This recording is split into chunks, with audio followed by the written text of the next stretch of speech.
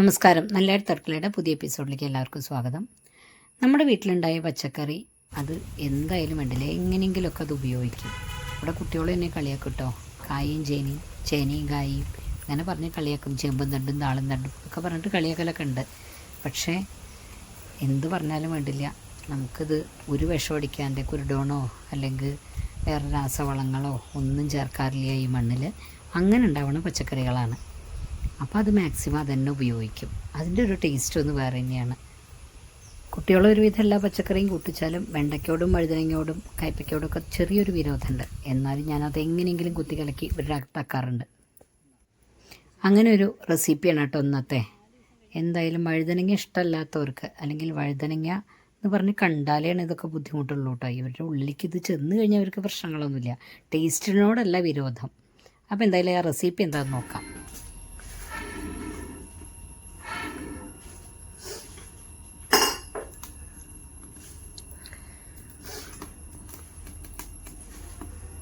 നമ്മൾ വഴറ്റാനൊക്കെ ആയിട്ട് ഒരേ ചട്ടി തന്നെ ഉപയോഗിച്ചാൽ മതി കേട്ടോ. കറി വയ്ക്കാനും വേറൊരു ചട്ടി അതൊന്നും വേണ്ട. അപ്പോൾ ആദ്യം അതിൽ കുറച്ച് വെളിച്ചെണ്ണ ഒഴിച്ചു. എന്നിട്ടായിരിക്കും കുറച്ച് വെളുത്തുള്ളിയും ഇഞ്ചിയും ഒക്കെ ഇട്ടും. അതെങ്ങനെയാണെന്ന് വെച്ചാൽ നിങ്ങളുടെ ടേസ്റ്റിനനുസരിച്ചിട്ട് വെളുത്തുള്ളി ഒഴിവാക്കേണ്ടവർ ഒഴിവാക്കിക്കോളും. പക്ഷേ വെളുത്തുള്ളി ഇട്ടാലാണ് ടേസ്റ്റ്. പിന്നെ ഒരു ഉള്ളിയുടെ ഒരു പകുതി എടുത്തിട്ട് നമ്മൾ ചന്നം പിന്നെ മരിക്ക് നുറുക്കിയിടാം. ഇനി അടുത്തത് തക്കാളിയാണ്. അപ്പോൾ ഞാൻ 2 തക്കാളിയാണ് അപ്പോൾ അതിലേക്ക് കറിയിലേക്ക് എടുത്തത്. അതിലൊരു കുഞ്ഞ് തക്കാളി എടുത്തിട്ട് അത് ഞാൻ അരിക്ക് ഇതേമാതിരി ഉള്ളിയുടെ ഒപ്പം തന്നെ തക്കാളി ഇട്ടു. എന്നിട്ട് അങ്ങോട്ട് നല്ലോണം വഴറ്റുക.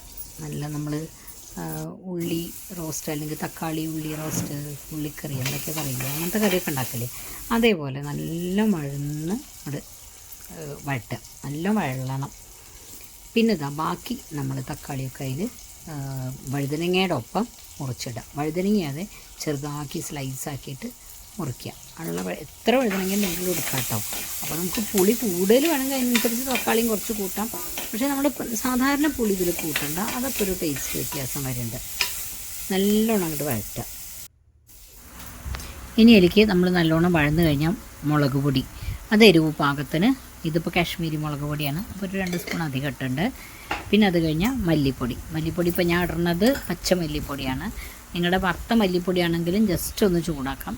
ഇതിപ്പോൾ ഞാൻ ഒന്നും കൂടി ഒന്ന് വഴറ്റുണ്ട്. പച്ച മല്ലിപ്പൊടി ആവുകൊണ്ട് ഞാൻ 4 ടേബിൾ സ്പൂൺ ഇട്ടുണ്ട് കേട്ടോ. മല്ലിയുടെ സ്വാദ് നല്ലോണം വരണം.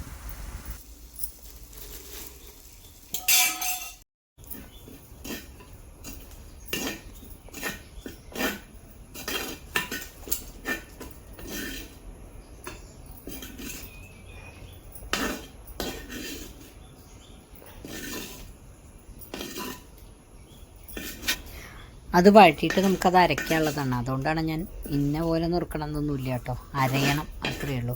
അപ്പോൾ അതിലൊട്ട് ബാക്കി വെക്കാനും നമുക്കതങ്ങോട്ട് മുഴുവൻ കോരിയെടുക്കാം. കഷ്ണങ്ങളൊക്കെ അങ്ങോട്ട് കോരിയെടുക്കാം കേട്ടോ. അത് കഴിഞ്ഞ് അതിലേക്ക് നമ്മൾ നുറുക്കി വെച്ച തക്കാളിയും പിന്നെ വഴുതനങ്ങയും ഒക്കെ കൂടി ഒന്നിച്ചങ്ങോട്ട് ഇടുക കേട്ടോ. ഞാൻ പറഞ്ഞ പോലെ പുളി കൂടുതൽ വേണമെങ്കിൽ നിങ്ങൾ പുളി ഒഴിക്കരുത്, തക്കാളി തന്നെയാണ് ഇടാൻ പാടുള്ളൂ. കൂടുതൽ പുളി വേണമെങ്കിൽ 2 തക്കാളിയും കൂടിയൊക്കെ ഇടാൻ കുഴപ്പമില്ല. എന്നിട്ട് നെകക്ക വെള്ളം ഒഴിക്കുക. നെകക്ക വെള്ളം ഒഴിച്ചിട്ട് അതിലും കുറച്ച് നമ്മൾ മുളക് പൊടി ഇടുന്നുണ്ട്, മഞ്ഞൾപ്പൊടി ഇടുന്നുണ്ട്. എന്നിട്ട് അടച്ചു വയ്ക്കുക.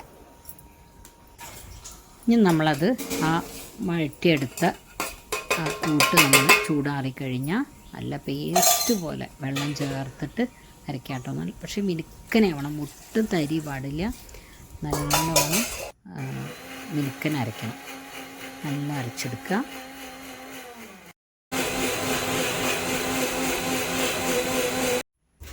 വഴുതനങ്ങ നല്ലോണം വെന്തോട്ടെ കേട്ടോ. വെന്തങ്ങോട്ട് ഒടയണം വഴുതനങ്ങ, അതെ തക്കാളി അതെ.